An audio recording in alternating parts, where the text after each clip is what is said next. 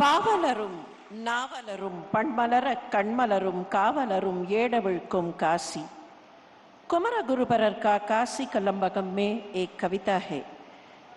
कलाकार और पंडित अपना कविता रचाएं, सुनने वालों की दिल बहाएं, राजा सुनकर खुश हो जाएं, राज्य में शांति रहे। तमिழ்நாட்டின் தென் பகுதியாம் ஸ்ரீவைகுண்டத்து குமரகுருபரர் 17ஆம் நூற்றாண்டில் காசியில் சகல மரியாதைகளுடன் புகழ் பெற்றமையை வரலாறு போற்றுகிறது. இன்று 2022ஆம் ஆண்டிலும் தமிழையும் தமிழ் மக்களையும் சகல மரியாதைகளுடன் காசிக்கு வரச் செய்து வரலாறு படைத்திருக்கிறார் மாண்புமிகு பாரத பிரதமர் அவர்கள். காசி தமிழ் சங்கமம் என்கிற இந்த இணையற்ற நிகழ்ச்சியில் விழா பேருரை ஆற்றி சிறப்பிக்குமாறு மாண்புமிகு பாரத பிரதமர் அவர்களை பணிவன்போடு வேண்டுகிறோம். मान्यवर, सदियों से संतों द्वारा सिंचित महान मुनियों की जीवंत परंपराएं ही माननीय प्रधानमंत्री जी की नीतियों का आधार है। पंच प्रण के संकल्प के साथ माननीय प्रधानमंत्री जी ऐसे नूतन भारत का निर्माण करने में प्रयासरत हैं जहां विकास और विरासत का संगम हो, क्षेत्रीय विविधता को एकता में पिरोकर राष्ट्रीयता के सूत्र में बंधा भारत। ऐसे युग दृष्टा देश के प्रधान सेवक, हम सब के प्रेरणा स्रोत माननीय प्रधानमंत्री जी से सादर विनती करती हूं कि इस ऐतिहासिक अवसर पर अपने सुवचनों द्वारा हमारा मार्गदर्शन करें।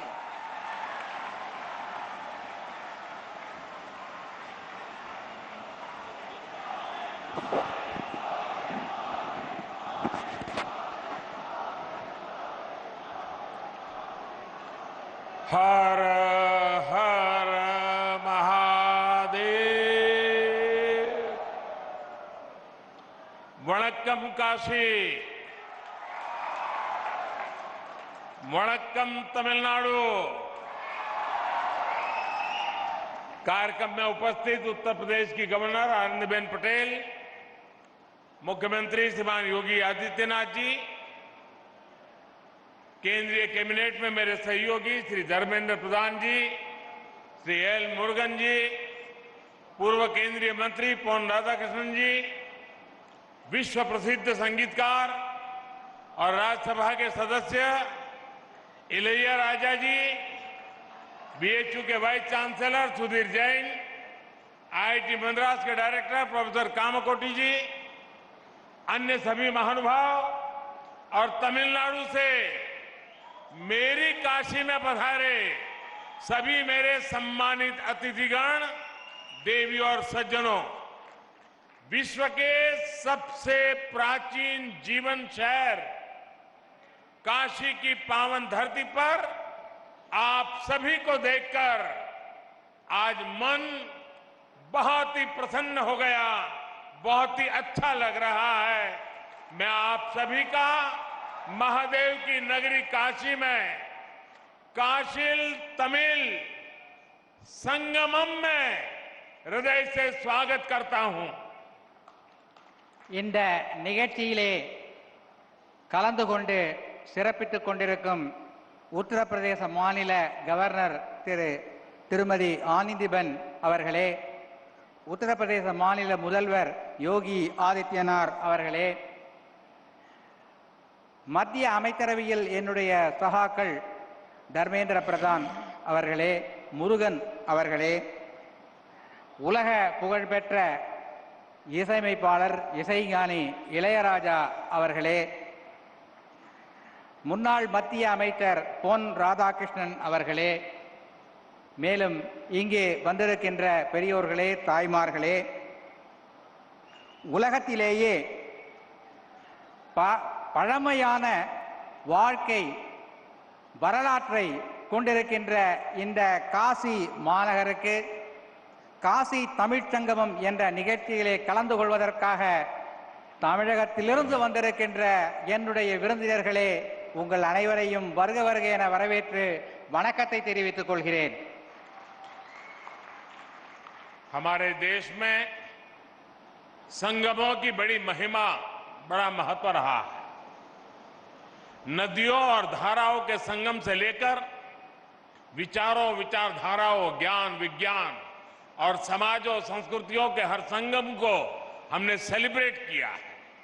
ये सेलिब्रेशन वास्तव में भारत की विविधताओं और विशेषताओं का सेलिब्रेशन है और इसलिए काशिल तमिल संगमम अपने आप में विशेष है, अद्वितीय है। நம்முடைய இந்திய திருநாட்டில் சங்கம திருவிழாக்கள், சங்கமங்கள் எப்போதுமே மிக சிறப்பாக கொண்டாடப்படுகின்றன.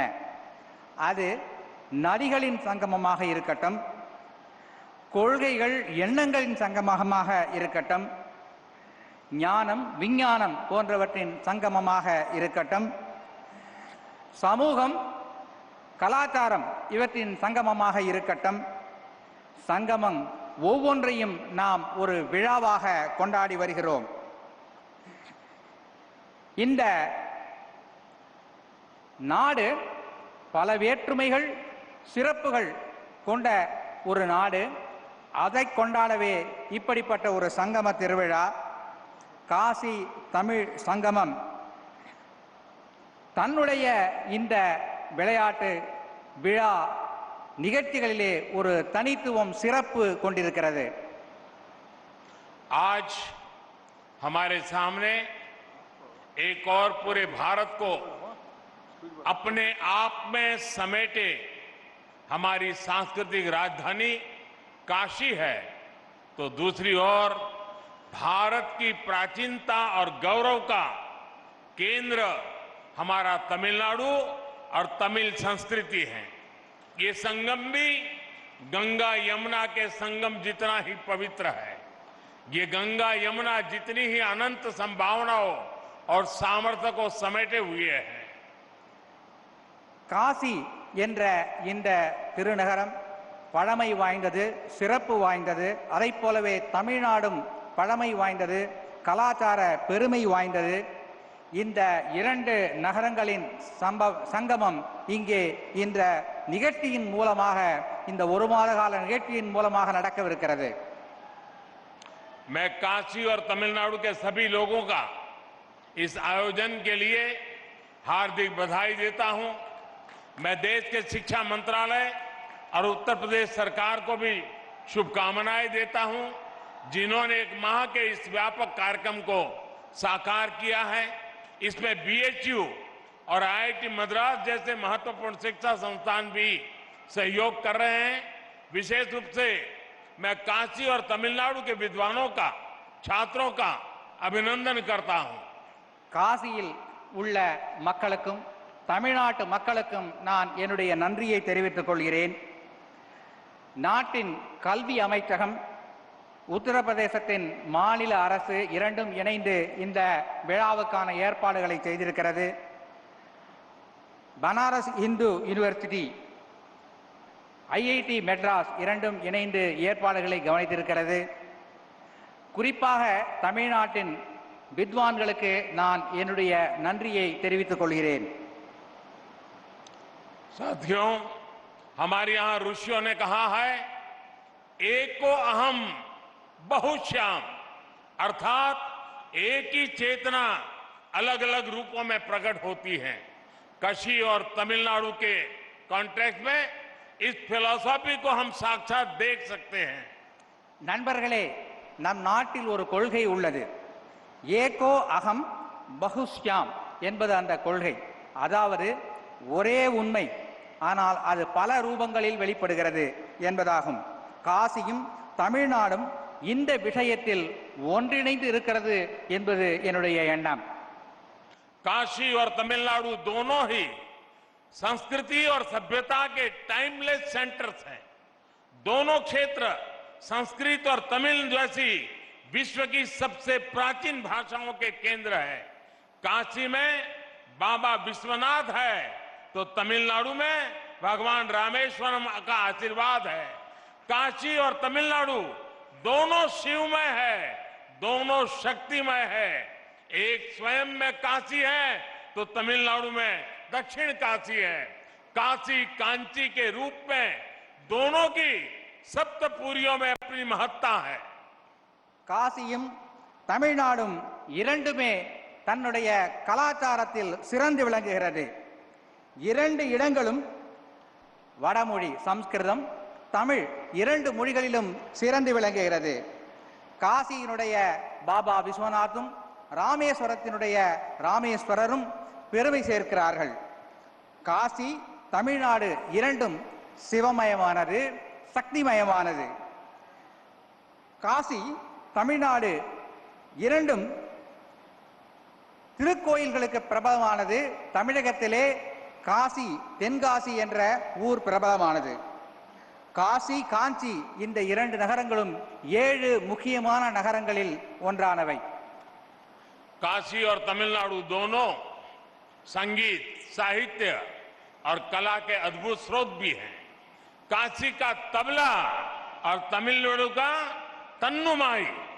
काशी में बनारसी साड़ी मिलेगी तो तमिलनाडु का कांजीवरम सिल्क पूरी दुनिया में फेमस है। காசி தமிழ்நாடு இரண்டுமே கலை, கலாச்சாரம், தங்களுடைய பண்பாடு ஆகியவற்றில் சிறந்து விளங்குகின்றன. காசியிலே தபேலா என்றால் தமிழகத்திலே தன்னுமை சிறந்து விளங்குகிறது. காசியிலே காசிப்பட்டு சிறந்தது என்றால் தமிழகத்திலே காஞ்சிப்பட்டு சிறந்து விளங்குகிறது. दोनों भारतीय अध्यात्म के सबसे महान आचार्यों की जन्मभूमि और कर्मभूमि है। काशी भक्त तुलसी की धरती तो तमिलनाडु संत तिरुवल्लुवर की भक्ति भूमि। आप जीवन के हर क्षेत्र में, लाइफ के हर डायमेंशन में काशी और तमिलनाडु के अलग अलग रंगों में इस एक जैसी ऊर्जा के दर्शन कर सकते हैं। காஞ்சியும் தமிழ்நாடும் பல்வேறு தலைவர்கள், யுக புருஷர்களின் ஜென்மபூமி. காசியிலே துளசிதாசர் பிறந்தார் என்றால் தமிழகத்திலே திருவள்ளுவர் பிறந்து தமிழின் பெருமையை வளப்படுத்தி இருக்கிறார். உங்களுடைய வாழ்க்கையில் பல்வேறு வகையான தத்துவங்களை இந்த காசியும் தமிழ்நாடும் அளிக்க வல்லது என்பதை நான் சொல்ல விரும்புகிறேன். आज भी तमिल विवाह परंपरा में काशी यात्रा का जिक्र होता है, यानी तमिल युवाओं के जीवन की नई यात्रा से काशी यात्रा को जोड़ा जाता है। ये है तमिल दिलों में काशी के लिए अविनाशी प्रेम, जो न अतीत में कभी मिटा न भविष्य में कभी मिटेगा। यही एक भारत श्रेष्ठ भारत की वो परंपरा है जिसे हमारे पूर्वजों ने जिया था, और आज ये काशी तमिल संगमम फिर से उसके गौरव को आगे बढ़ा रहा है। தமிழகத்தின் திருமணங்களிலே காசி யாத்திரை என்று ஒரு நிகழ்ச்சி உண்டு. தன்னுடைய வாழ்க்கையின் ஒரு புதிய அத்தியாயத்தை தொடங்கும் முன்னர் திருமணத்தின் மணமகன் காசி யாத்திரை செல்வதாக அங்கே ஒரு வழக்கம் உண்டு. இவ்வாறு காசிக்கும் தமிழ்நாட்டிற்கும் இடையே ஒரு நீண்ட பந்தம் நெடுங்காலமாக இருந்து வருகிறது. साथियों, काशी के निर्माण में, काशी के विकास में भी तमिलनाडु ने अभूतपूर्व योगदान दिया है। तमिलनाडु में जन्मे डॉक्टर सर्वपल्ली राधाकृष्णन बीएचयू के पूर्व कुलपति थे। उनके योगदान को आज भी बीएचयू याद करता है। श्री राजेश्वर शास्त्री जैसे तमिल मूल के प्रसिद्ध वैदिक विद्वान काशी में रहे। उन्होंने रामघाट पर सांगवेद विद्यालय की स्थापना की। ऐसे ही पट्टाभिराम शास्त्री जी, जो कि हनुमान घाट में रहते थे, उन्हें भी काशी के लोग याद करते हैं। காசியை நிர்மாணித்ததில், காசியின் வளர்ச்சியில் தமிழர்களின் பங்கு பல உள்ளது. எடுத்துக்காட்டாக சர்வப்பள்ளி ராதாகிருஷ்ணன் அவர்கள் பனாரஸ் இந்து யூனிவர்சிட்டியின் வளர்ச்சிக்கு பெரும் பங்காற்றியுள்ளார். இதனை இன்றும் பனாரஸ் இந்து யூனிவர்சிட்டி நினைத்து பார்க்கிறது. இவர் மட்டுமல்ல, ராஜேஸ்வர் சாஸ்திரி என்பவர் ராம்காட் பகுதியில் ஒரு சாமவேத பாடசாலை நிறுவி இங்கே வேதம் வளர துணை புரிந்திருக்கிறார். மேலும் பட்டாபிராம் சாஸ்திரி என்பவர் ஹனுமான்காட் பகுதியில் வாழ்ந்து அங்கே ஒரு திருக்கோவிலையும் நிர்மாணித்திருக்கிறார். आप काशी भ्रमण करेंगे तो देखेंगे कि हरिश्चंद्र घाट पर काशी काम कोटीश्वर पंचायतन मंदिर है, जो कि एक तमिलियन मंदिर है। केदार घाट पर भी 200 वर्ष पुराना कुमार स्वामी मठ है तथा मार्कंडेय आश्रम है। यहां हनुमान घाट और केदार घाट के आसपास बड़ी संख्या में तमिलनाडु के लोग रहते हैं, जिन्होंने पीढ़ियों से काशी के लिए अभूतपूर्व योगदान दिए हैं। இங்கே நீங்கள் காசி நகரை சுற்றி பார்க்கவிருக்கிறீர்கள். ஹரிச்சந்திர காட் என்கின்ற அந்த படித்துறைக்கு அருகிலே காசி காமகோட்டீஸ்வர் பஞ்சாயத்தன் திருக்கோயில் அமைந்திருக்கிறது. அதனை பார்ப்பீர்கள். இது தமிழ்நாட்டின் ஒரு பண்பாட்டை காட்டுகின்ற ஒரு கோயில். அதுபோலவே கேதார் காட் பகுதியில் 200 வருட பழமையான குமாரசாமி மடமும் மார்க்கண்டேய ஆசிரமும் இருக்கிறது. ஹனுமான் காட் பகுதியில் தமிழ்நாட்டை சேர்ந்த பலர் வசிக்கிறார்கள். இவற்றையெல்லாம் நீங்கள் இந்த காசியை சுற்றி பார்க்கும்போது பார்ப்பீர்கள். तमिलनाडु की एक और महान विभूति, महान कवि श्री सुब्रमण्यम भारती जी, जो कि महान स्वतंत्रता सेनानी भी थे, वो भी कितने समय तक काशी में रहे। यही मिशन कॉलेज और जयनारायण कॉलेज में उन्होंने पढ़ाई की थी। काशी से वो ऐसे जुड़े कि काशी उनका हिस्सा बन गई। कहते हैं कि अपनी पॉपुलर मूछे भी उन्होंने यही रखी थी। ऐसे कितने ही व्यक्तित्वों ने, कितनी ही परंपराओं ने, कितनी ही आस्थाओं ने काशी और तमिलनाडु को राष्ट्रीय एकता के सूत्र से जोड़कर रखा है। अब बीएचयू ने सुब्रमण्यम भारती के नाम से चेयर की स्थापना करके अपना गौरव और बढ़ाया है। தமிழ்நாட்டை சேர்ந்த மற்றொரு மிகவும் முக்கியமான நபர் மகாகவி சுப்பிரமணிய பாரதியார் இங்கே காசியிலே வாழ்ந்திருக்கிறார். பல ஆண்டு காலம் வாழ்ந்திருக்கிறார். அவர் இங்கே மிஷன் கல்லூரியிலும் ஜெயநாராயண் கல்லூரியிலும் படித்திருக்கிறார். காசியிலேதான் அவர் தன்னுடைய முறுக்கு மீசையை வைக்க ஆரம்பித்தார் என்று சொல்லுகிறார்கள். நம்முடைய பனாரஸ் இந்து யூனிவர்சிட்டி பாரதியார் இருக்கை என்ற ஒரு இருக்கையை ஏற்படுத்தி பாரதியாரையும் தமிழையும் சிறப்பிக்கவிருக்கிறது. साथियों, काशी तमिल संगमम का ये आयोजन तब हो रहा है जब भारत ने अपनी आजादी के अमृतकाल में प्रवेश किया है। अमृतकाल में हमारे संकल्प पूरे देश की एकता और एकजुट प्रयासों से पूरे होंगे। भारत वो राष्ट्र है जिसने हजारों वर्षों से संभो मनासी जानताम के मंत्र से एक दूसरे के मनों को जानते हुए, सम्मान करते हुए स्वाभाविक सांस्कृतिक एकता को जिया है। காஷ்மீர் காசி தமிழ் சங்கமம் என்ற இந்த நிகழ்ச்சி சுதந்திரத்தின் அமிர்த காலமான இந்த தொடக்க காலத்தில் நடைபெறுகிறது. நம்முடைய நாட்டில் சம்போ மனசி ஜான்தாம் என்ற ஒரு பழமொழி உண்டு. இதன் பொருள் என்னவென்றால், ஒருவருக்கொருவர் மனதை புரிந்து கொண்டு நடக்க வேண்டும் என்பதுதான் இந்த காசி தமிழ்ச் சங்கமம் நிகழ்ச்சி இதைத்தான் வெளிப்படுத்துகிறது. हमारे देश में सुबह उठकर सौराष्ट्र सोमनाथम से लेकर सेतु बंधे तु रामेशम तक 12 ज्योतिर्लिंगों के स्मरण की परंपरा है। हम देश की आध्यात्मिक एकता को याद करके हमारा दिन शुरू करते हैं। हम स्नान करते समय, पूजा करते समय भी मंत्र पढ़ते हैं, गंगे च यमुने चैव गोदावरी सरस्वती नर्मदे सिंधु कावेरी जले अस्मिन् सन्निधिं कुरु। अर्थात गंगा यमुना से लेकर गोदावरी और कावेरी तक सभी नदियां हमारे जल में निवास करें, यानी हम पूरे भारत की नदियों में स्नान करने की भावना करते हैं। நாம் காலையில் எழுந்ததும் சொல்லுகின்ற ஒரு மந்திர ஸ்லோகம் என்னவென்றால், சௌராஷ்டிரே சோமநாதம் என்பதிலிருந்து தொடங்கி சேதுபந்தேது ராமேஸ்வர் என்ற அந்த 12 ஜோதிர்லிங்கங்களை பற்றி நாம் சொல்லி அவற்றை மனதிலே நினைத்து நம்முடைய நாளை தொடங்குகிறோம். இவ்வாறு தேச ஒற்றுமை உணர்வை தூண்டுகின்ற அந்த ஒரு ஸ்லோகத்தோடு தான் நமது நாள் தொடங்குகிறது. அது மட்டுமல்ல, பூஜை செய்யும் போதும் குளிக்கும் போதும் கங்கேஜ யமுனே தெய்வ கோதாவரி சரஸ்வதி நர்மதே சிந்து காவேரி ஜலேஸ்மின் தன்னிரும் குரு என்கின்ற மந்திரத்தை சொல்லுகிறோம்.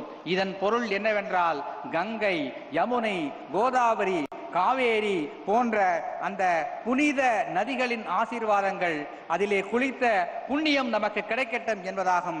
இவ்வாறு தேச ஒற்றுமை என்பதைத்தான் இந்த மந்திரங்கள் எல்லாம் நமக்கு உணர்த்துகின்றன.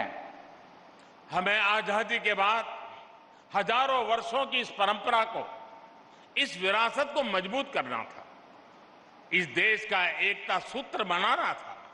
लेकिन दुर्भाग्य से इसके लिए बहुत प्रयास नहीं किए गए। काशी तमिल संगमम आज इस संकल्प के लिए एक प्लेटफॉर्म बनेगा। ये हमें हमारे इस कर्तव्यों का बोध कराएगा और राष्ट्रीय एकता को मजबूत करने के लिए ऊर्जा देगा। சுதந்திரம் அடைந்த பிறகு நாம் இந்த தேச ஒற்றுமையை வளர்க்கும் இந்த செயலை செய்து நாட்டை வளப்படுத்தி இருக்க வேண்டும். ஆனால் பல்வேறு காரணங்களாக இது நடக்காமல் போய்விட்டது. இப்போது இந்த காசி தமிழ்ச்சங்கமம் என்ற இந்த போன்ற நிகழ்ச்சிகளின் மூலம் தேச ஒற்றுமையை வளர்க்கின்ற பணியை நாம் செய்யவிருக்கிறோம். साथियों, भारत का स्वरूप क्या है, शरीर क्या है, ये विष्णु पुराण का एक श्लोक हमें बताता है, जो कहता है उत्तरम यत् समुद्रस्य हिमाद्रश्चैव दक्षिणम वर्षम तद भारतम नाम भारतीयत्र संतति ही। अर्थात भारत वो जो हिमालय से हिंद महासागर तक की सभी विविधताओं और विशेषताओं को समेटे हुए हैं और उसकी हर संतान भारतीय है। நம்முடைய நாடு என்றால் என்ன, இதனுடைய இந்த பரப்பு, உடல், சரீரம் என்பது என்ன என்பதை பற்றி விஷ்ணு புராணத்தில் ஒரு ஸ்லோகம் உள்ளது. இந்த ஸ்லோகம் சொல்கின்ற கருத்து என்னவென்றால், வடக்கே இமாலயத்திலிருந்து தெற்கிலே குமரி வரை இந்த நாடு நம்முடைய ஒற்றுமைகள், வேற்றுமைகள் இவற்றோடு பலமாக விளங்குகின்ற ஒரு நாடு என்று சொல்லுகிறது. भारत की इन जड़ों को, इन रूट्स को अगर हमें अनुभव करना है तो हम देख सकते हैं कि उत्तर और दक्षिण हजारों किलोमीटर दूर होते हुए भी कितने करीब है। संगम तमिल साहित्य में हजारों मील दूर बहती गंगा का गौरवगान किया गया था। तमिल ग्रंथ कलितोगे में वाराणसी के लोगों की प्रशंसा की गई है। हमारे पूर्वजों ने तिरुपुगल के जरिए भगवान मुरुगा और काशी की महिमा एक साथ गाई थी। दक्षिण का काशी कहे जाने वाले तेन काशी की स्थापना की थी। இந்திய திருநாட்டின் இந்த மூலங்களை, வேர்களை நாம் பாதுகாக்க வேண்டும். இந்த போன்ற சங்கமம் நிகழ்ச்சிகளால் தான் இதனை பாதுகாக்க முடியும். தமிழின் சங்க இலக்கியத்தில் பல்வேறு காசியை பற்றிய செய்திகள் கிடைக்கின்றன. கலித்தொகையில் செய்திகள் கிடைக்கின்றன. திருப்புகழில் காசியை பற்றியும் முருகனை பற்றியும் பாடப்பட்ட பாடல்கள் கிடைக்கின்றன. தமிழகத்திலே தென்காசி என்ற ஒரு ஊர் இருக்கிறது என்பது உங்களுக்கெல்லாம் தெரியும். साथियों, ये भौतिक दूरियां और ये भाषा भेद को तोड़ने वाला अपनत्व ही था जो स्वामी कुमार गुरु पर तमिलनाडु से काशी आए और इसे अपनी कर्मभूमि बनाया था। धर्मापुरम आदिनम के स्वामी कुमार गुरु पर ने यहां केदार घाट पर केदारेश्वर मंदिर का निर्माण कराया था। बाद में उनके शिष्यों ने तंजावुर जिले में कावेरी नदी के किनारे काशी विश्वनाथ मंदिर की स्थापना की थी। பரப்பளவின் அடிப்படையிலான இந்த தூரம் எப்படி குறுகிவிட்டது என்பதை இங்கே பார்க்கிறீர்கள் அல்லவா? இத்தகைய ஒரு எண்ணத்தை குமரகுருபர சுவாமிகள் காட்டியுள்ளார். அவர் தமிழகத்திலிருந்து இங்கே வந்து கேதார்காட் பகுதியில் ஒரு மடத்தை நிறுவி தமிழையும் பாரதத்தின் ஒற்றுமையையும் நிலைநாட்டினார். பிறகு தமிழ்நாட்டிற்கு சென்று தஞ்சாவூர் மாவட்டத்தில் காசி விஸ்வநாதர் கோயில் ஒன்றையும் நிர்மாணித்தார். मनोन्मणियम सुंदर नार जी ने तमिलनाडु के राज्य गीत तमिल ताई वार्तु को लिखा है। कहा जाता है कि उनके गुरु कोडगा नल्लूर सुंदरर स्वामीगल जी ने काशी के मणिकर्णिका घाट पर काफी समय बिताया था। खुद मनोन्मणियम सुंदर नार जी पर भी काशी का बहुत प्रभाव था। तमिलनाडु में जन्म लेने वाले रामानुजाचार्य जैसे संत भी हजारों मील चलकर काशी से कश्मीर तक की यात्रा करते थे। आज भी उनके ज्ञान को प्रमाण माना जाता है। மனோன்மணியம் சுந்தரனார் அவருடைய குருநாதர் மனோன்மணியம் சுந்தரனார் தமிழ்த்தாய் வாழ்த்தினை எழுதியவர். அவருடைய குருநாதர் கோடகநல்லூர் சுந்தர சுவாமிகள் என்று அழைக்கப்படுபவர். இங்கே மணிகர்ணிகா காட் என்கின்ற அந்த படித்துறை அருகிலே வந்து சில காலம் வாழ்ந்து அங்கே ஒரு திருக்கோவிலையும் அமைத்திருக்கிறார்.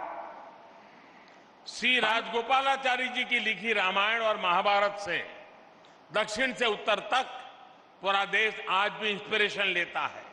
मुझे याद है मेरे एक टीचर ने मुझे कहा था कि तुमने रामायण और महाभारत तो पढ़ ली होगी, लेकिन अगर इसे गहराई से समझना है तो जब भी तुम्हें मौका मिले तुम राजा जी ने जो रामायण और महाभारत लिखेंगे वो पढ़ोगे तो तुम्हें कुछ समझ आएगा। मेरा अनुभव है रामानुजाचार्य और शंकराचार्य से लेकर राजा जी और सर्वपल्ली राधाकृष्णन जी तक दक्षिण के विद्वानों ने भारतीय दर्शन को समझे बिना हम भारत को नहीं जान सकते। ये महापुरुष है, उनको हमें समझना होगा। தமிழகத்தின் சக்கரவர்த்தி ராஜகோபாலாச்சாரியார் அவர்கள் ராமாயணத்தையும் மகாபாரதத்தையும் எழுதியிருக்கிறார். என்னுடைய ஆசிரியர் எங்களிடத்திலே சொன்னார், நீ ராமாயணத்தையும் மகாபாரதத்தையும் படித்திருக்கலாம், ஆனால் சக்கரவர்த்தி ராஜகோபாலாச்சாரியார் எழுதிய இந்த இரு காவியங்களையும் நீ படிக்கவில்லை என்றால் அது முழுமை பெறாது என்று அவர் சொன்னார். என்னுடைய அனுபவத்தில் ராமானுஜாச்சாரியார், சங்கராச்சாரியார் ஆகியோர் தென்னகத்திலிருந்து வட இந்தியா வந்து காசி காஷ்மீர் முதல் சென்று இங்கே ஒரு ஒற்றுமை உணர்வை ஏற்படுத்தி இருக்கிறார்கள். அந்த ஒற்றுமை உணர்வை நாம் பாதுகாத்து வளர்த்திட வேண்டும்.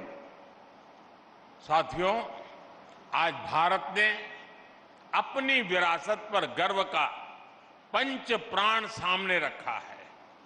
दुनिया में किसी भी देश के पास कोई प्राचीन विरासत होती है तो वो देश उस पर गर्व करता है, उसे गर्व से दुनिया के सामने प्रमोट करता है। हम इजिप्ट के पिरामिड से लेकर इटली के कोलोसियम और पीसा की मीनार तक ऐसे कितने ही उदाहरण देख सकते हैं। பாரதத்தின் பழம் பெருமையை, பழைய கால வளர்ச்சியை நாம் இன்று பார்க்கிறோம். உலகத்தில் உள்ள பல நாடுகள் தங்களிடம் உள்ள பழமையான சில செய்திகளை உலகிற்கு வெளிச்சம் போட்டு காட்டுகின்றன. எடுத்துக்காட்டாக எகிப்தில் உள்ள பிரமிடுகள், இத்தாலியில் உள்ள கொலாசியம் போன்றவை. இவற்றையெல்லாம் உலகிற்கு எடுத்து அவர்கள் சொல்லுகிறார்கள். हमारे पास भी दुनिया की सबसे प्राचीन भाषा तमिल है। आज तक ये भाषा उतनी ही पॉपुलर है, उतनी ही लाइव है। दुनिया में लोगों को पता चलता है कि विश्व की ओल्डेस्ट लैंग्वेज भारत में है तो उन्हें आश्चर्य होता है, लेकिन हम उसके गौरवगान में पीछे रहते हैं। இந்தியாவிலும் நம்முடைய திருநாட்டிலும் பழமையான ஒரு விஷயம் உள்ளது. அது என்னவென்றால் தமிழ் மொழி. இந்த தமிழ் மொழியின் பழம் பெருமையை நாம் உலகிற்கு எடுத்து சொல்ல வேண்டும். இந்தியாவிலே இப்படிப்பட்ட ஒரு பழமையான மொழி இருக்கிறது என்பதை கேட்டு உலக மக்கள் மிகவும் ஆச்சரியமடைகிறார்கள். அந்த மொழியை நாம் கௌரவம் தந்து வளர்க்க வேண்டும், பாராட்ட வேண்டும்.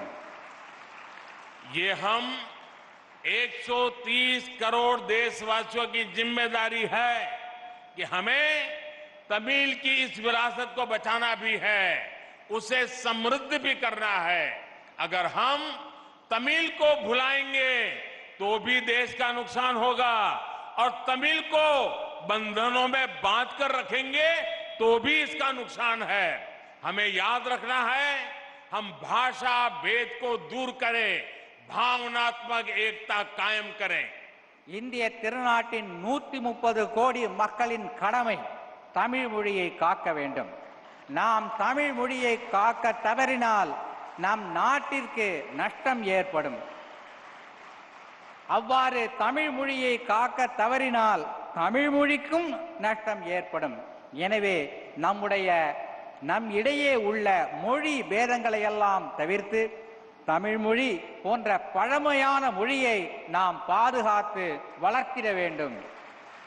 साथियों, काशील तमिल संगमम मैं मानता हूं ये शब्दों से ज्यादा अनुभव का विषय है। अपनी इस काशी यात्रा के दौरान आप उनकी मेमोरीज से जुड़ने वाले हैं तो आपके जीवन की पूंजी बन जाएंगे। मेरे काशीवासी आपके सत्कार में कोई कमी नहीं छोड़ेंगे। நண்பர்களே, இந்த காசி தமிழ்ச் சங்கம் என்பது நான் நினைக்கிறேன் வார்த்தைகளால் சொல்லிவிட முடியாத ஒரு அனுபவமாக உங்களுக்கு இருக்கும். இந்த அனுபவங்களையும் நினைவுகளையும் சுமந்து கொண்டு நீங்கள் உங்களுடைய ஊருக்கு திரும்பிச் செல்வீர்கள் என்று நான் உறுதியாக நம்புகிறேன். அத்தகைய எண்ணத்தை, நினைவினை இந்த காசி நகரத்து மக்கள் உங்களுக்கு அளிப்பார்கள் என்ற உறுதியான நம்பிக்கை எனக்கு இருக்கிறது. मैं चाहता हूं तमिलनाडु और दक्षिण के दूसरे राज्यों में भी इस तरह के आयोजन हो, देश के दूसरे हिस्सों से लोग वहां जाएं, भारत को जिए, भारत को जाने। मेरी कामना है काशी तमिल संगमम इससे जो अमृत निकले उसे युवा के लिए रिसर्च और अनुसंधान के जरिए आगे बढ़ाएं। ये बीज आगे राष्ट्रीय एकता का वटवृक्ष बने। राष्ट्र हित ही हमारा हित है।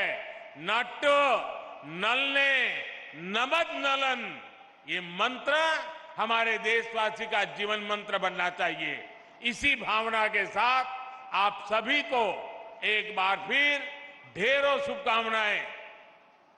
இந்த காசி தமிழ்ச் சங்கமம் நிகழ்ச்சி போல பல மாநிலங்களிலிருந்தும் மக்கள் இங்கே வர வேண்டும். இங்கிருந்தும் தமிழ்நாட்டிற்கு பிற மாநிலங்களுக்கு மக்கள் செல்ல வேண்டும்.